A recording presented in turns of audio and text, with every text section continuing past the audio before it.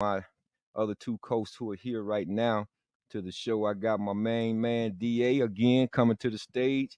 There he is, as well as my guy Tim Jackson. We in the house this evening, fellas. How y'all doing this evening? What's going on? What's Oh, up? blessed and grateful.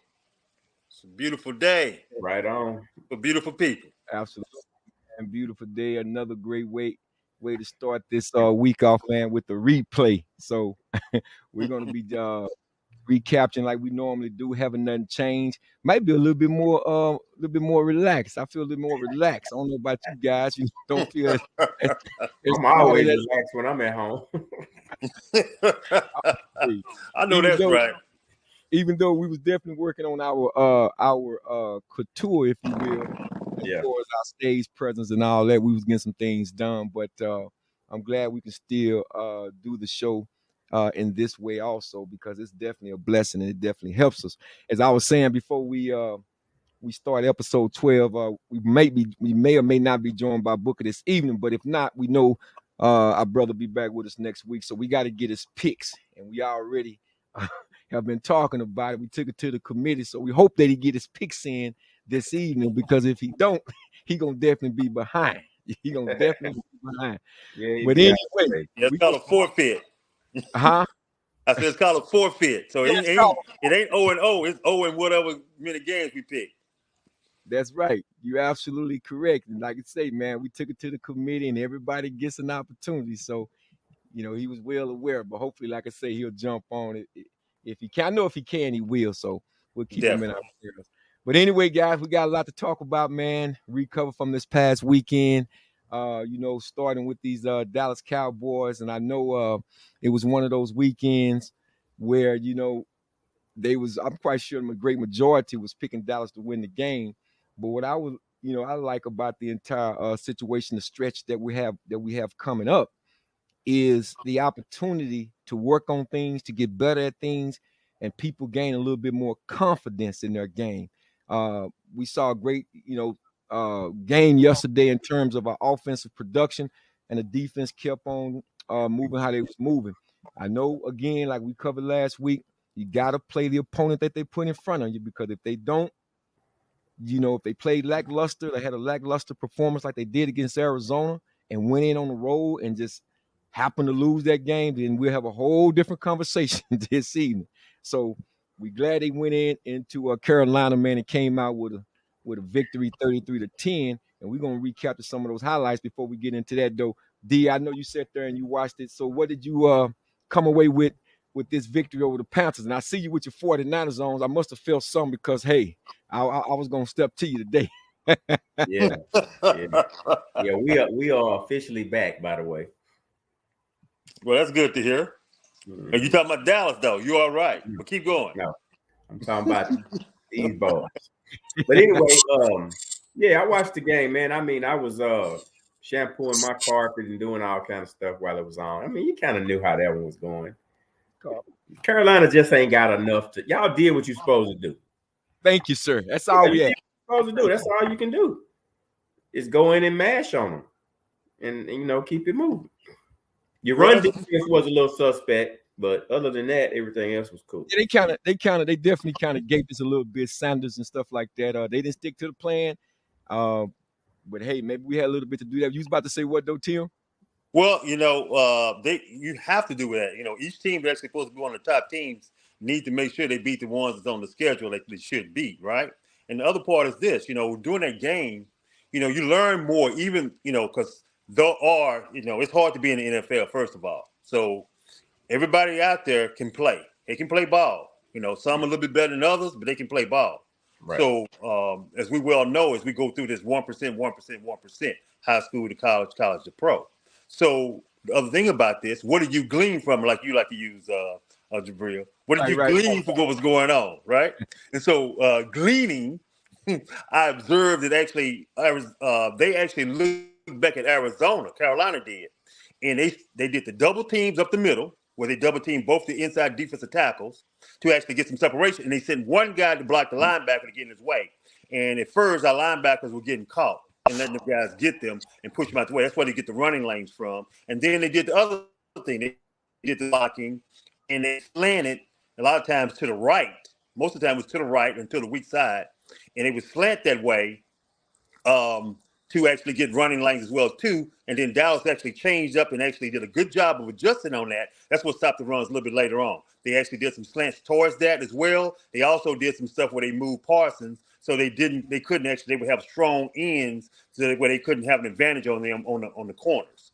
And so they did a whole lot of little things like that. So they were stopped and they got some hits in the backfield as well as, of course, many sacks. Yeah, I think so. Yeah, I think so. I think Mozzie may have had one of his best games. I think he may have played. I can't recall exactly which one. Maybe it was against New York. Maybe played probably equal, if not better, in that last game. But I seen some flashes of him, and you know, normally as a rookie, unless you just that superb rookie that comes in every now and then, like a Randy Moss or something, just dominate or whatever out the gate. A lot of these rookies, as you know, Tim, they hit that brick wall because we're used to playing, 10 game, 11 game seasons or whatever. So they hit that rookie wall, as they say. So hopefully he had his early on as he was trying to develop and learn the scheme and get better, playing on Sundays as opposed to playing on Saturdays. So he had some flashes here and there in the run defense. But I will concur with what DA just stated that we gave us some gaps here and there early, and I thought that Carolina would have stuck with that a little bit more than what they did because I think Bryce Young, I don't know, the jury's still out. I don't know. I mean, because right now, if you're comparing him to C.J. Stroud, I mean, it's a no-brainer. It's a no-brainer. You know what I was thinking watching him? They're going to, try to maybe take a little bit of heat off of him. I feel like they should have playing against a pass rush like Dallas. But they didn't stick with the run, though, DA. But you know what I was thinking watching him? He, to me, just seems so immature. Like he seems, you know how, I don't mean young. He just seems like, when I look at him, man, I see a high school quarterback. Like when you look at his size. No, I mean, I think his demeanor to me is not there. Like he ain't. I'm like, I don't see. You know how you can look at some, say, that boy got it. Whether they have a good game or a bad game, you can look at some players, the quarterbacks, and say he gonna be all right. Like I ain't really seeing that with him, man. I see a kind of little scary look on it. I don't see that on Stroud's face at any time, whether he plays good or bad. And even that boy, even the boy from Indianapolis before he got hurt. You remember what's the quarterback? Did he come from Tennessee? Yeah, you talking about Dobbs? Yes. Yeah. Well, here's some of the highlights. We're talking about on the offense. Pollard got involved in the game. You see the reverse and then the quick pitch here to Pollard. I think he had a solid run game. Especially on that touchdown. That was the best I've ever seen him do on that touchdown run up the middle. If you all recall, I think that was a confidence builder too, because he ran really, straight line between the tackles, wasn't no shaking and baking. He went straight down the middle, and those types of runs, it builds confidence. It really builds confidence. This is a great throw by Dak to the tight end, Shoemaker up the seam, and so I think Dallas offense is definitely hitting on all cylinders right now. But of course, styles do make fights. This is the kind of we talked about earlier about the gash up the middle. I don't get enough out of Clark, man. I don't know if you all, TJ, if you ever noticed that about Clark. They talk about him, but he don't make splash plays to me. I don't really, I don't see him, man. I don't see him a lot. So I don't know if maybe I'm looking at it wrong or whatever the case. Huh? Well, he's just solid. Well, I'm talking about the linebacker, Clark. Yeah, I know you're talking about Clark. He's just solid. He's not actually he gets off the blocks okay. He's not spectacular, but he gets off the blocks okay. The other one doesn't. Cox has a hard time getting off those blocks when the linemen come. They shield him out, kind of shield and wipe him out. At least he can actually Clark can actually get off the block and actually to get over to make a play. He ain't making no plays back in the backfield, but they're not sending him either. He's not on any stunts or anything like that, so he can go in the backfield. They got him playing just, your average laid back linebacker, so he ain't in a player's position. They ain't put him in a player's position a lot. If you look at what defense they playing, so that's the reason why you ain't seeing too many plays. Then the other part is he's not dynamic enough, and maybe as he starts to grow, because you remember these guys, our linebackers are really new. So first of all, you gotta learn how to do your job first before you start making dynamic plays. Some guys got that instinct when you're dominating, you ain't gotta learn nothing. You just dominating. So kind of go back to what DA was saying about the quarterback. The quarterback, he needs to learn the job, and also for Carolina, he doesn't. He don't have no time. So that's in all the games he's playing. So when you you get shell shocked, kind of like Peyton Manning, kind of like Troy Aikman, who I played with. You get shell shocked when you getting blitzed all the time and everything's coming at you fast. You ain't got time to do anything else, right? Then the other thing you talking about Pollard for the first time, his line is actually solidifying, so they're getting healthier. So he's getting holes for a change. So the other part is that you're right, he is hitting his holes though, because he was pausing too long, like he was the Pittsburgh Steelers running back who out pausing the hole all the time before he cut up. He was doing all that kind of stuff. Le'Veon Bell. Yeah, exactly. Like Le'Veon Bell. He was talking about, he's so patient. He's a patient running through the hole. Well, when me and DA was coming up with the comment, they call that tipping. You know what I'm saying? Yes. Now all of a sudden they change the language to you. Oh, he's so patient. But anyway, go ahead. But you only do that when your offense is running certain type of counters and rolling the linemen out to come get guys. So you have to be patient for them to get the block. So you can be patient on that. But now with Dallas been running, he ain't no reason to be patient. He need to come hit that hole like he needed to. Every once in a while they'll run somebody around or whip around when they whip the guard around, and then he need to be patient on that. But otherwise, Dallas ain't running too many counters and traps and all that kind of stuff. So you only need to be patient on traps and counters. So and you're right about that. And I was just, going back to Clark. When I watched linebackers like a Roquan Smith from Baltimore, man, and I know with linebackers, if you look at the great traditions of linebackers, the Mike Singletaries, man, the Dick Buckers and names like that, the Jack Lamberts, it's something about them having that instinct, the ability to dissect and read real quick. And sometimes, to me, it seemed like Clark is thinking too much. He's not really reacting instinctively, because they had a high, coming out of LSU, he had a high grade on him. Of course, we know he had that, I think, some spinal thing he had to go through with that. He had to take that red shirt year in the NFL.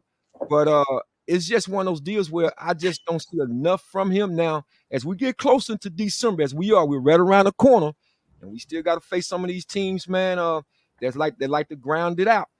We're going to have to see a little bit more production out of him in terms of being a difference maker, somebody like a Ken Norton, 90. You know what I mean? Yeah, I know exactly what you mean.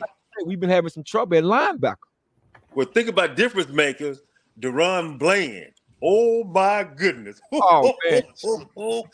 When you said difference maker, all my brain kept saying Deron Bland.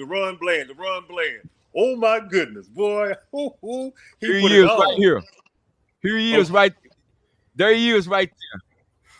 And I'm so glad. I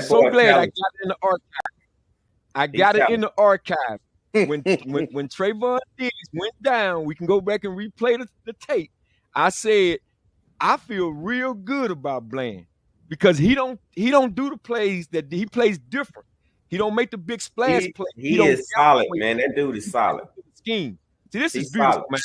Look at that recovery speed. He'll read the quarterback and jump that route from underneath. You see that recovery speed he has? That's what Gilmore then lost a step. Gilmore used to be able to do that. He lost a step. He can't do that like he used to. Deron Bland still has because he's younger. He's so instinctive, man, to where he was able to get up, have a presence of mind, not only to pick it off, but to get up, and then head towards the end zone. Did he used to be a receiver? Yeah, that's what I found that out. He used to be a receiver in high school. Yeah, absolutely right. Yeah, man, we found something in the 5th round out of little Sacramento State. Man, Dallas definitely. You got to give no credit. Man, I gotta say something before y'all. Man. What you say, DA? I gotta say something before y'all wrap this up. Oh, go ahead. Go ahead.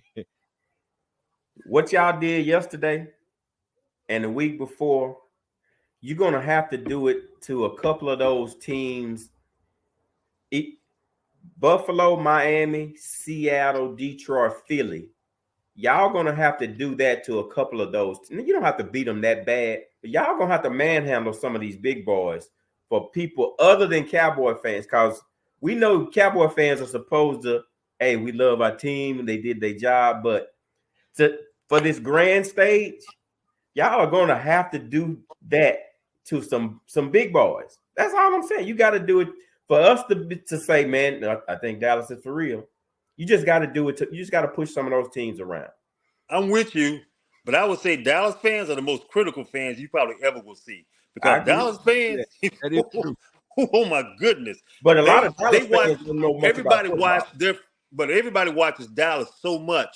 They all have an opinion what Dallas can do to be better. I promise you on that. And so Dallas fans is not giving them a go on them actually being. They get excited because when they see some potential, but they wait. They wait, and they'll observe it. They waiting to see what they're gonna do when they get the better teams. We all waiting to see what they're gonna do when they actually get a chance to actually get some people with better offensive line, defensive line, and a better whole core of team. See, the other team got pieces, they just don't have everything they need, right? Like we played the Jets. Jets got a great defensive line. And they had good linebackers, a real good defense in secondary. But their offense is so bad that after a while, their defense is to wear down. Yeah, that's what I Giants got a good defense too. Yeah. Yeah, Giants got a good defense as well. What he is talking about. I mean, one of those real big signature wins. I know people. Y'all need a couple of those.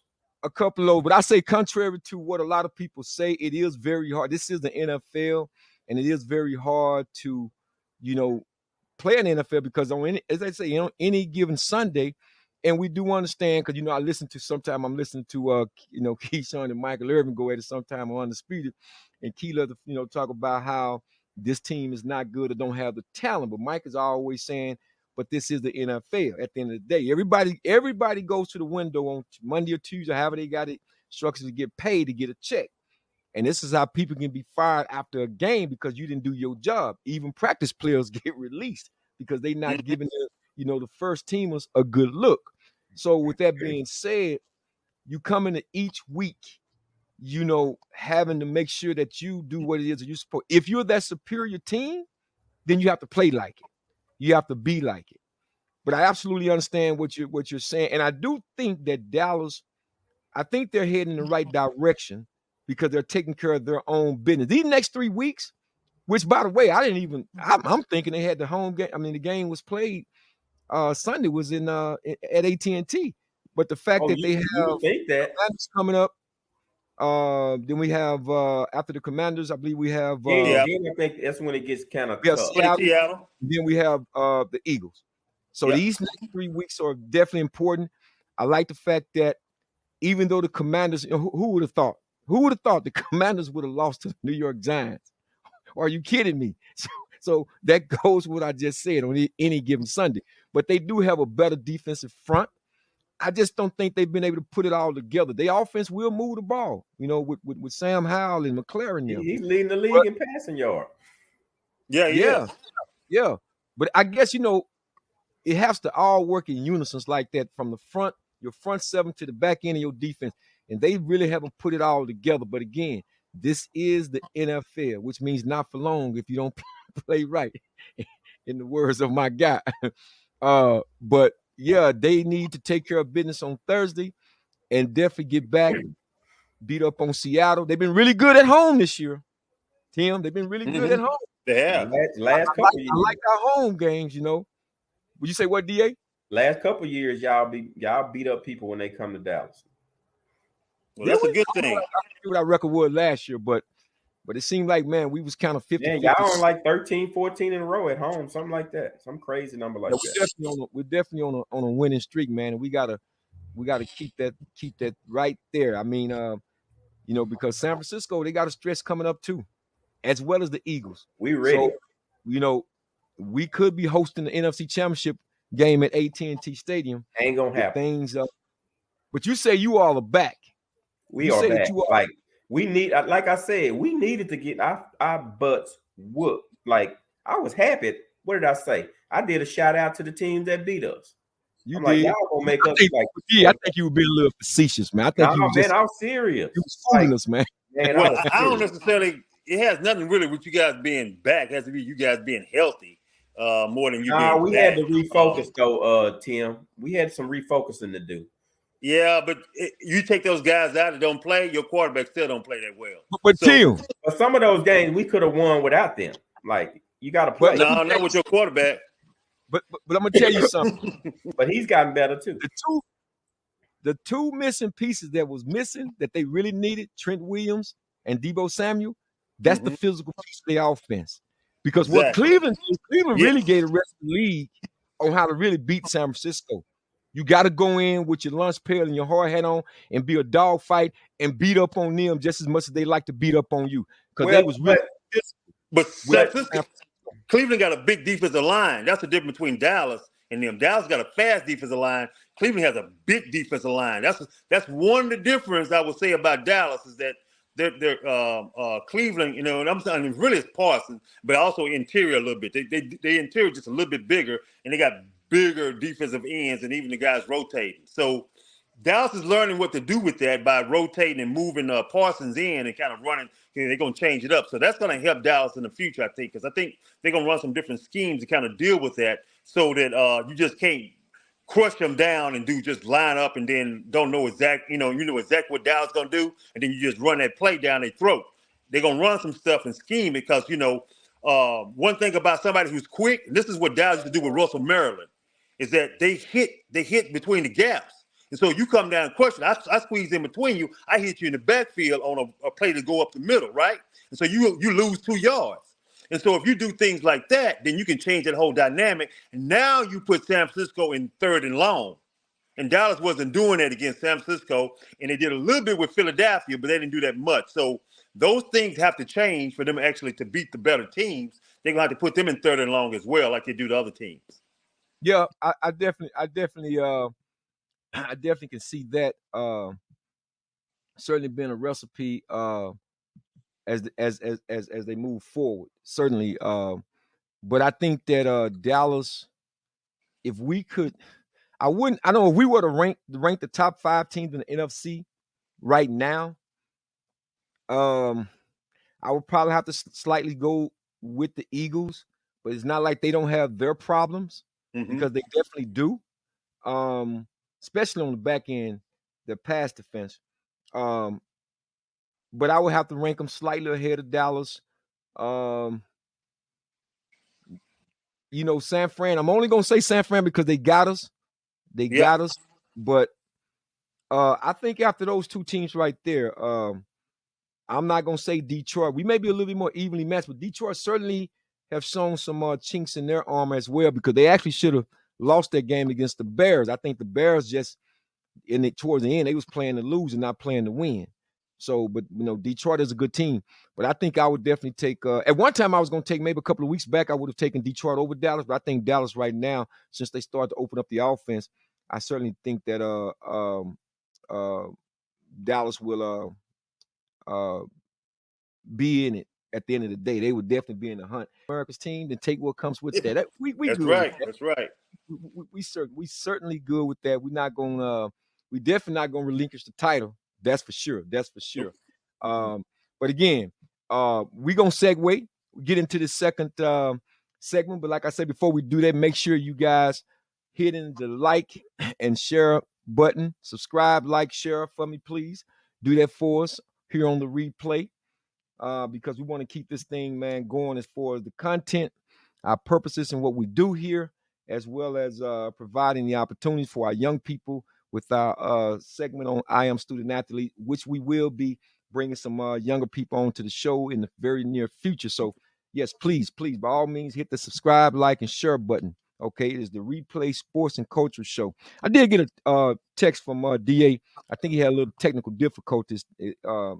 System shot out on him, so he's working diligently to get back on with us. But meanwhile, keeping with the time, one of the beauties about this, we can continue. We don't have any actual commercial breaks as we stream right now. So it's all good. So hopefully he'll join us back here in just a second. But what I want to talk about now as we get into the second segment of the show is speaking of here he is now. He's back. Yeah, sorry about that, man. My power running time. My laptop Hey, died on me. hey, when I talk about right on time, I'm talking right on time. We just ended the first segment, so we're about to segue. Let me bring you up to speed, DA. I'm glad you can join us back. I know things do happen with this technical stuff, but we're about to segue into this conversation, man, that I wanted to have because the question was posed to me regarding the situation with Cassie suing P. Diddy, right? I don't know if y'all heard about this or not, but there's been a lot of conversation regarding it, and I was asked the question, uh, was she well within her right to bring a lawsuit, at this stage or late in the game? And so I got some footage of that, of what they're actually talking about. Let me see if I can't bring it up, but I just want to get you guys' take on it while I'm doing that. I'll come to you first, TJ. Well, that's a lot to that, and if you believe, one thing about it in the lawsuit, they'll have a deposition, and so in the deposition they have all the information from her side. Now, from that, you don't get into what exactly is going on, from the other side, and there's no jury and nothing like that to find out what the truth of it is. But she's a deposition of what she feels happening in her story, and so now that information is out, it's public. You can actually look at it, what she was saying and different things that she was going through, and the things that actually happened. Now, if you say that actually everything she says to be true is really horrific, the things that she went through, if they to be true, right? Because I Right. would say it's hearsay until we know. Right. Right. That's I why like to we make sure it's hearsay. allegedly. Yeah, allegedly. So if allegedly, if these things going on, it's really horrific, the things that went on that actually she was involved in, the things that actually that's going on. It's really sad. And even if you take, maybe it's a bit of truth in it, say, her story, his story, and the true story, right? So Right. even if you say that, you still would have some things that actually wasn't comforting. And we do know people do extortion as well too. And that's what, of course, the other side is saying, this is extortion to make some money. But it's really sad because it's still black people going against each other, causing each other harm, causing each other pain, and actually not bringing a unity to it. And then you think about, of course, Porter, her passing away, and some of the stories that went about her death and things that, why she died and what's going on with her that happened. Rest in peace. That's really a whole sad story that surrounded him. This, and even though it's supposed to settle, maybe more to it because they're saying that actually, hey, a little bit more stuff gonna keep coming out and all that kind of stuff in these stories. And so I'll just table that for now and let you guys go ahead and unfold some more stuff as we move along the story. Well, let me ask DA this though. DA, do you think? And this was another question that came up, right? Because you have that Tupac situation kind of hanging over his head, which could have led to him wanting to settle this out as quick as he could, because you never know what people would say, as it pertains to that. But what's your take on it, though? As a poor man, you say to yourself, ain't no way in the world I'm settling, into something I ain't done. As a poor man, if you got working man's money, I ain't settling. I ain't do that. But do people with that much money settle just because of rumors? Is that you know what I'm saying? So Hold on, can I say something, DA, before you go further? Yeah. I want to say this real part. The reason why this, and I'll let you elaborate more on this. A lot of times, what happens with people who have money, the story is this: is that if you let the story stay out there too long, it will get legs whether it's true or not. So you'd rather to end the story real quick. And this is me even dealing with in the business I've dealt with the owners, even dealing with different things as small as when somebody wants to sue the business, they will end it. They whole deal is actually to end it as quick as possible, to table it, to get an agreement, get it paid off, and so it's not news as quick as possible. And so no other information, so it doesn't mess with the rest of their business. Yeah, I thought about that. I thought about that, but then again, I started thinking, it's been so many accusations with P. Diddy, man, just all sort of outrageous, outlandish things to where people say he's that type of guy. Like whatever she's saying, he's either said it to somebody else or he's that type of person. So I'm not sure he ain't. I mean, he's got so much stuff coming out, and it could be because he's got money. It could be because he's perceived to be arrogant or whatever. But when you got that much smoke all the time about, because you don't hear stuff like that about everybody, who's got money. But when you heard it about R. Kelly, people didn't want to believe it. But it was like, nah, that's how R. Kelly is. He does that kind of stuff. I truly believe that I think the young lady may have been telling the truth just because of all the other stuff that people say Diddy does and his parties and how demanding and controlling he is. Man, I think it may be a lot of truth to that young lady's story. Because if it were me, and I'll wrap it up, I'm the kind of person that my character would allow me to say I ain't settling, because people that know me know I don't do these type of things, and I'll stand on it. Did you say Barry Gordy 2.0? No. You say Barry Gordy 2.0? He asked me, did I see it? No. Well, you know what? Okay. Well, you know what? Because when I was asked the question, I was kind of like, I tried to first listen to what's being asked first of all, and then my mind quickly goes into the mode of ascertaining the truth first. What is the truth? Because none of us was there, right? What is the truth? I would like to think, even though people use this term, fear factor.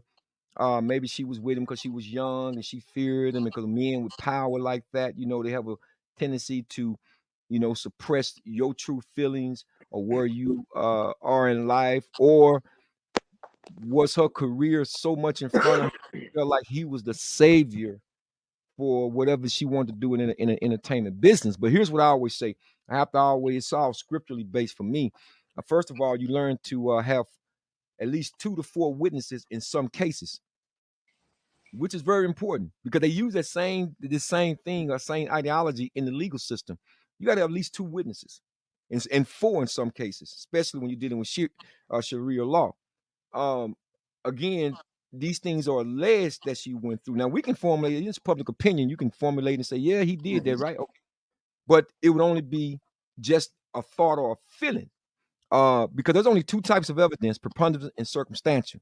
And then, like Tim was saying, both sides of the story, then you got the truth. Some people settle because they don't even want, even put, like you were saying, Daryl, a poor man would say, no, I'm not giving up, I'm not selling. But a rich man said, man, look, get this behind me. I ain't got time to be, I got too many other things to do. In the case of like a Michael Jackson, so to speak. But that's her story. If that's in her mind, that's her story. My only question is simply this: why so long? Why so long? And then I think about the guy that you're with. The guy that you're with, you have a baby, a child by this individual. You have carried on with your life. And I'm just rationalizing from a male's perspective. If he didn't know these things and it's all new to him, I'm just questioning as a man, what is his perception about her? I mean, is he looking at it and rationalizing it because, oh, you was young, didn't know no better? Yes, you should. That depends on the level of the story. Now, Diddy came out through his attorney, of course, and denied all the allegations that was being made before he decided to settle the situation. But I'm just looking at it from the perspective of this and this only. Again, you have those people who do evil things working in the cause of Satan. Because even though they don't even recognize it, or they choose not to recognize or try to suppress the evilness of it, still evil at the end of the day. The fear part come in is that you fear what the evil is, as opposed to you fearing what the creator says. A lot of times people can't break that, chain, because you fear more what man has for you or put in front of you more than what God says. So I think at a point in time, she should have reconciled. Well, I hate to say what she should have done, but looking at it from the outside in, I'm saying if I'm violated, or I feel as though I'm violated, and at some point she did leave the situation, they dissolved the relationship. I'm saying it should have been somewhere in that window, man, where she should have came out several years ago. The same way I look at it with Bill Cosby's situation. To me, I'm not even hearing that in my courtroom. Jabril, man, you can't. It's one thing I know about Mm-hmm. that type stuff, because I used to say the same thing. I know women.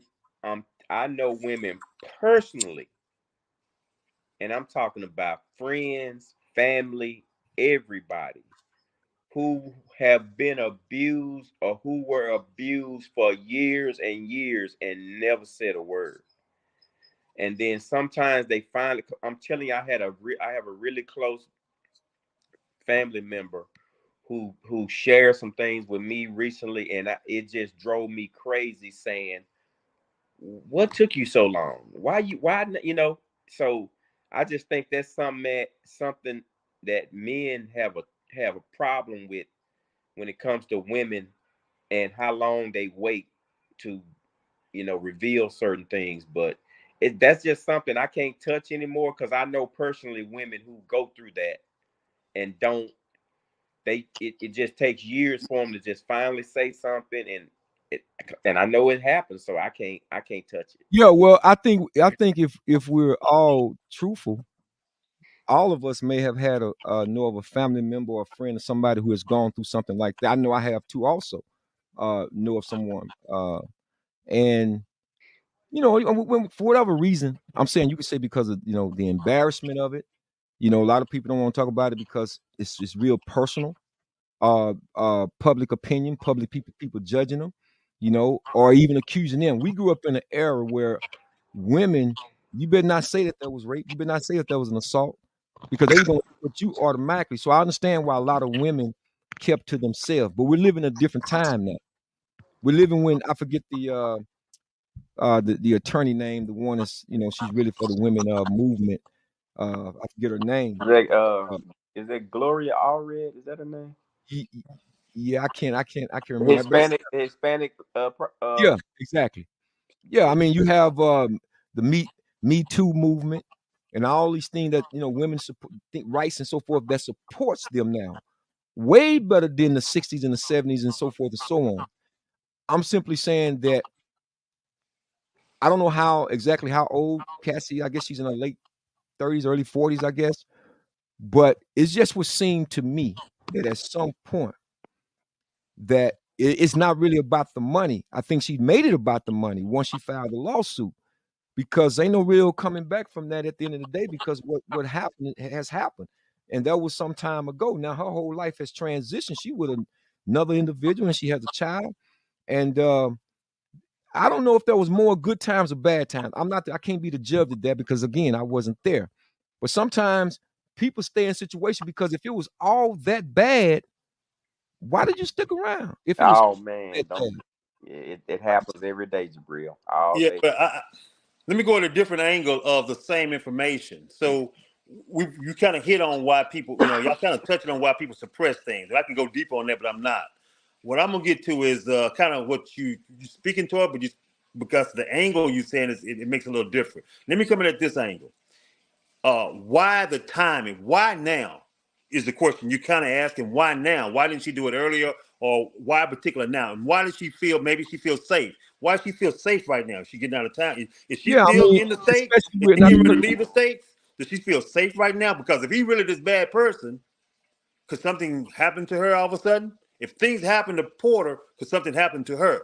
Why does she feel comfortable in coming out what she's coming out with at this particular time? Or is this also a part of the lineage of some people attacking him at this particular time because this is his time to actually get drowned out a little bit, right? So is there bigger things coming towards Puffy at this particular time? I Because right now they want it to happen. The powers to be want it to happen, and they're using her. She's a a tool to pawn be used. and So a yeah, a pawn pawn in to be the used. game. Yeah, yeah. So I'm trying to get at why now. I got you. I'm just And gonna come that's at a really different what I'm angle with saying. And listen, that's really what I'm saying at the end of the day. I'm saying, see, when you choose to tell your truth is when you choose to tell your truth. I'm more along the lines of what you're talking about, Tim, in terms of if she was still single and she couldn't navigate in a relationship with someone else, and that was affecting her mentally and she had to seek counseling and all these things. Another man couldn't touch her, and she's still, she's still troubled by some things. Now, I haven't heard any of that. What I have heard, because she took some very nice photos when she was pregnant, after she had her child. She even went on in marital bliss. So I'm just wondering the apex of it all now, this cloud over Diddy's head. And believe me, if I don't never condone the abuse of a woman. I don't believe in a man putting his hand on a woman or mentally violating, none of that. I'm simply saying when these women wait 5 years, 7 years, 10 years, especially with all of the things and the support that they have now, I just don't understand the motive behind it. I just don't understand the motive. I mean, sometimes two things can be true. What Tim is saying could be true, and what you're saying, what I'm saying could be true, and what you're saying could be true. Basically saying it is possible for her to have gone through some of that. And then it is possible for somebody to say, hey, did you go through anything with Puffy like that we can, you know what I'm saying? So it could have been something that she may not have wanted to ever talk about. Then somebody, the powers that be, could have come to her and said, if there was anything that ever happened to you dealing with Puffy, like now would be a good time for you to, you know what I'm saying? So it could be both. It's just when it comes to women and emotional and physical abuse, it's kind of, and it's hard to talk about or just really, because you just don't know. We just really never know. Because I say it all the time. Why would these women wait 20 years and 15 years? I'm telling you, I always say it. Why do y'all wait so long? And then the women who I know who ain't trying to get no pub or no money, who've gone through it, they say it's just something they can't explain, why they wait to open up. And then when somebody else opens up, it helps them open up. So I'll say this real quick. A lot of times there's a trigger, so they're not healthy at this particular time. I'm kind of going what you're talking about, DA. I'm going to another place. So they're not healthy, so they actually haven't got the therapy that they need. And all of a sudden they've come to a place that, hey, I'm not going to be a victim no more, right? And so at that particular time, they come out, they want to import, as far as they're concerned, they need to say everything. But sometimes in that, they hurt people, right? So they feel like they're gonna come out and say everything that happened, they transparent, and they come out and just regurgitate everything from their viewpoint, which may not always be true, because remember, They got a viewpoint as well too, right? But they'll regurgitate all of it out. Because I know of someone who said that actually, they won't let nobody else hurt them. So I'm going to speak first and say what I got to say, because I never got a chance to say. I'm like, wow. So for me listening to that person, I'm like, wow, they always felt they was a victim. So this person had a victim mentality the whole time while they was acting like they were very successful, but they was really feeling like they was a victim. And so it's funny that people will have that and have that inside of them the whole time. You've been watching them, and man, they walk confident, they stand confident, they talk confident. But in those little small situations where there was problems and things going on, or some of the stories they didn't tell you, they were hurt and they suppressed it. They suppressed their pain. Now everybody who come around, even if they didn't do nothing to get in their pain, they giving pain out to everybody else. So they still not healed. They think they healed. This is part of the healing process, is now to just go out and hurt some people sometimes. They don't realize they're hurting people. They feel like they're just expressing themselves. So women do that. So sometimes women go out and hurt people who actually took care of them on time and made one mistake, but not nothing big. But they hurt everybody around them. Yeah. So we got to learn how to heal. We got to learn what fully healing is. It ain't just one part, where you get to where, hey, I'm going to express myself, but also the healing of not hurting each other. Hurt people. Yeah, well, I'm gonna say this, and before we bring this to a close, Jabril is just saying, man, it's so fishy. I know what you're saying. It's so fishy. It just it also goes back to DA. It does. The time is fishy. Yeah, it does. Yeah, but it also because again, I'm always turning the pages of scripture when I think about how the tribe of those who work on the behalf of the open and vile enemy to us all. which we say shaitan, or some may say Satan. Fear is such a strong emotion. It's such a strong emotion. So for Cassie to have gone through a lot, and I'm quite sure being as young as she was, she felt, the sting of a P. Diddy and what he represented in the culture. So I'm quite sure she suppressed a whole lot of things that was mentally abusive, some would label, some would say. So I get all of that, right?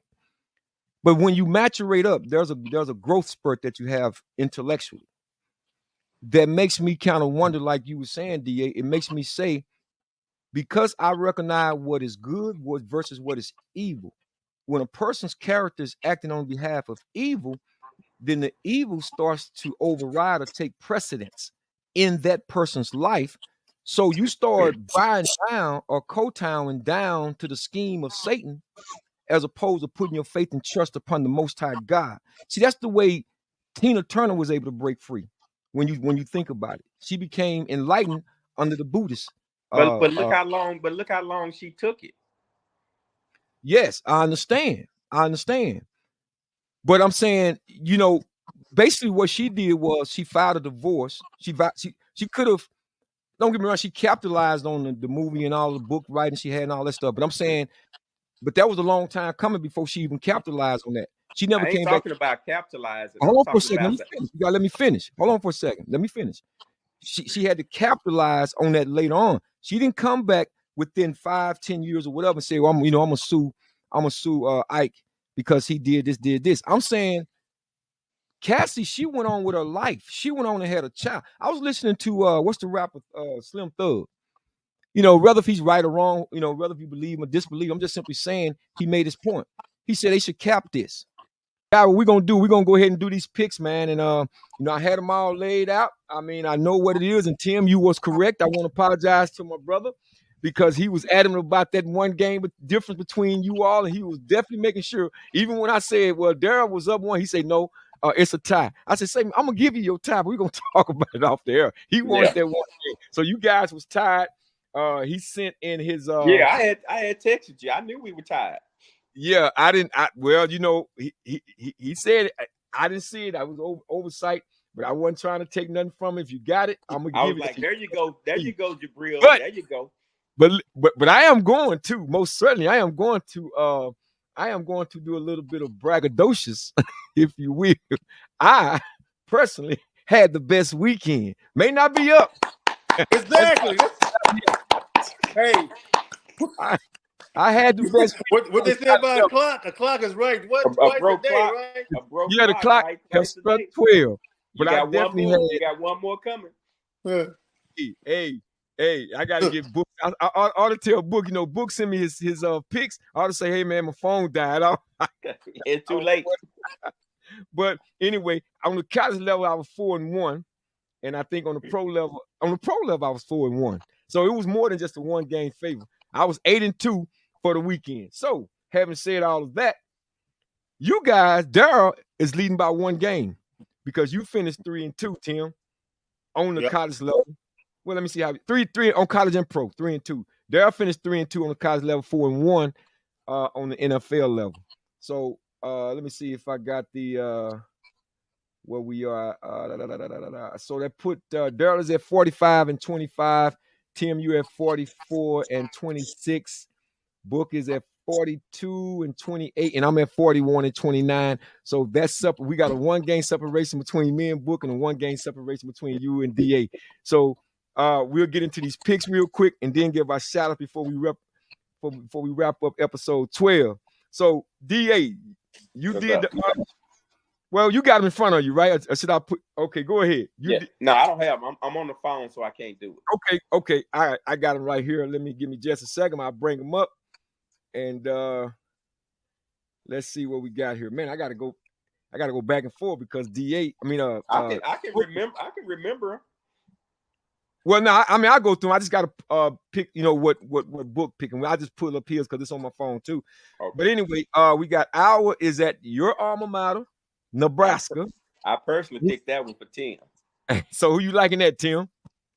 Boy, you show cold on that one. When I saw that, I said, man, you sure trying to get at me, right, aren't you? Yeah, because Nebraska need one game to be bowl eligible, right? One game to be bowl eligible, and they playing at home. So you But like they don't know Nebraska? how to finish this year. They So don't he know got how to Nebraska. finish, and Iowa does know how to finish. Iowa's going to win So this you like game. Iowa? Yes. So you like Iowa? Man. Okay, wow, you took Iowa. Okay, Daryl, who you got, DA? Oh no, man! Come on, man! I can't Oh, you believe I gonna take did him all out? that. And he still took Iowa. Took Iowa. Wow. So who you got, DA? Man, he gonna make me mess around and take his own alma mater, man. God, dog, Tim, I can't believe you, bro. I guess that's like me picking against the Niners last week. Man, I got Iowa. You got Iowa? you didn't want that L, huh? You know, I haven't really watched Iowa all year, to be honest with you, man. And but I'm gonna go ahead and take Get out that take Nebraska, man. I'm gonna take the Cornhuskers. So next we got Oregon at Oregon State, excuse me. What did Book have? Oh, thank you for reminding me. Thank you. Let me see what Book have. I tell you what, I'm gonna come back to Book because I have to come back and forth on the phone. I'll come and do all his what he have. But I'm gonna take Oregon. Oregon State travels to Oregon. I'm gonna take Oregon in this, and I guess you all two want Oregon State. No, I'm going to go ahead. I want Oregon. I want Oregon. You want Oregon? That's simple. I was thinking Oregon anyway. Even though I will say, Oregon State showed that actually they can play. They definitely can play because they play Washington like they were like crazy. All right, well, we got the next game coming up is Ohio State, this showdown. Ohio State going into Michigan. Who you like, TJ? In Michigan, right? Yep. With the sub coach, right? They ain't got the regular coach. And they haven't been, what I see is that they don't take enough risks on their offense right now. Plus, their quarterback still don't play that well anyway. I got Ohio State. Ohio State, Dia, who you like? I'll stay on board this surfboard. I'll take Michigan. Okay, and I'm gonna take Michigan too, and we're gonna find out who Book gonna take. Okay, now let's see. I know you sent another one, Arizona at Arizona State. I think after what I just saw Arizona do, I gotta go Arizona, even though that's still the state rivals. But and they playing in Arizona State now. They playing Arizona State. Sun Devil Stadium. Who you like, DA? I think Arizona after this last weekend, I just don't think they're gonna bow down to Arizona State. I got Arizona. Got Arizona. Who you like? Arizona. I won't even get into it too much. Arizona, much better team than Arizona State. Okay, then. All right. And so now let's get to the pro games. We got the 49ers going into Seattle. I'm gonna start there. Woo, man, I would like to take Seattle on this. I think Gino. It's Thanksgiving. I'm gonna go with the 49ers on this one. Thanksgiving night. Yeah, I'm gonna go with the 49ers. Who you like, TJ? I'm going 49ers. Do I need to ask you? Nah. 49ers. Okay, you got the 49ers. Here go a good one. We got Jacksonville Jaguars playing the Houston Texans. Who you like, DA? At Texans, right? Yep. Man, the way they played Cincinnati a week ago, I mean, I ain't even thinking about yesterday, but because they didn't play as well. I think they can. I think they're gonna really get up for that game. I'm going with the Texans. You going with the Texans? Yeah. All right. Who you like, TJ? Jacksonville have a hard time sometimes when they're not at home. They play a lot better at home than they do away. Jacksonville does. I'm still going Jacksonville. You know what, man. I would love that. Ain't a bad pick. Texans, but it's crazy how Jacksonville they get up for some odd reason. I'm gonna take Jacksonville. I want Houston to win it, but I'm gonna take Jacksonville. And last but not least, we got the Buffalo Bills. We'll be going into Vet Stadium playing the Eagles. Lincoln, I think it's called Lincoln now. But I'm taking the Eagles on this because I think they're gonna lose tonight. They're gonna have to bounce back. So I'm gonna take the Eagles. You waiting on me, DA? Do you know your pick? Good. I know mine too. Philadelphia. Eagles gonna win this game. Man, you're gonna make me take Buffalo, but I take the Eagles. You gonna take the Eagles? Yeah. Okay, so far we got a consensus. So let's go over Booker picks right quick. In the college ranks. Now in the college ranks, he liked Ohio State, he liked the Oregon Ducks, and he liked Nebraska. He didn't give me Arizona. I guess he didn't see us, but I sent it to him. It's clear as big as day, Arizona at It's on the Arizona group State. text. So It's in the group text. so those are his picks on the college side. And on the pro level, he wanted the Eagles. He's taking the Broncos. We ain't had a Broncos, so where he getting that from? He's gonna give me 50 push-ups. But he got the Eagles, he got the 49ers, he got the Texans, and I don't know what he got on here, Amazon. So I don't know. Or he must have been trying to take Arizona. He wanted Arizona in the college, right? He put, okay, I got him now. His college pick on that bonus, Arizona State, he got Arizona. All right, so that's going to conclude our picks, upcoming picks. And so last but not least, before we get out of here, man, we got our shout outs. And I'm going to go first on this. I want to shout out to all those families out there, man, who may have lost a loved one, those who are, this is Thanksgiving week, and those who may not even have a meal, who have to find a place of solitude. I want to give them a shout out for staying strong, keeping the faith, and never giving up. So I'm shouting out to the homeless and those who are kind of just experiencing some bad things going on in their life at this moment. So shout out to all those individuals. Love it. Go ahead, DA. I want to shout out Jerry Jones. Oh, that's good. That's good. But not for the reason you think. I want to shout out Jerry Jones for just having the arrogance to go to another team's stadium and announce that you're putting Jimmy Johnson in the Ring of Honor in Dallas. Like, you got to have stealing clap. That's who what does we do. that? Like, who does that? Like, you can't make that announcement at your own stadium. Like, come on, man. Hey, but he wouldn't be Jerry Jones if he did. So big shout out to Jerry G. Big shout out to Jerry Jones. Way to go, baby. Way to go, baby. Yeah, we're going to take over Panther Stadium. Who you shouting out to, TJ? Well, see, that's perfect alignment. You know, I love that you actually mentioned them because actually the shout out is to Jerry Jones and Jimmy Johnson. And also because, you know, Jimmy Johnson was my coach. They drafted me. That's who drafted me. So I was part of I would say arguably the best draft in history. So that's me personally saying that. So the best NFL draft in history in 1989, me, Troy Aikman, Tony Tolbert, Morris Kanowski, Darrell Johnson, the Moose, you know, I can just keep on going on. We were blessed, right? And so to be at that time and be a part of that, and that he finally, you know, Jimmy Johnson's actually in now, you know, the Ring of Honor, and to be a part of that and to be a part of all the different stories we had and just to see that, man, it brought a I felt some nostalgia come through me when he announced that. And I was like, finally. Because it should have happened a long time ago. Hey, can I tag on to what you just said? Yes. I know a lot of people saying now the curse will be broken because he's putting Jimmy in the Ring of Honor. I think it's some other stuff he got hanging over his head that's gonna allow that curse to keep rolling. But well, let me say this one other thing to that. They doing it on my mom's birthday. Oh, that's December 30th. So I was like, wow, on my mom's birthday. That's beautiful. Right on. That's beautiful. That's beautiful. Well, this is going to conclude another episode of the replay. Again, we want to thank everybody that's watching the show, that's joining us. You know how we do. We try to provide the best content for the coaches as far as the community. And, you know, trying to give y'all different insights on these sports games, these recaps. So please go over and, you know, subscribe, like, and share.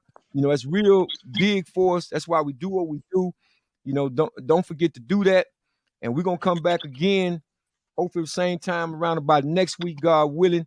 But until then, I want you guys to go out there, have a great Thursday, eat you all that turkey and all them games and all that, and come back fulfilled with a different perspective. I want to thank again my co-host, Mr. Tim Jackson, Mr. Darrell Alexander, and even to our guy, Mr. Jeff Booker, who's out there. He'll be joining us back again next week. So until then, y'all stay blessed. Good night. And always keep God first. God bless you. All of you.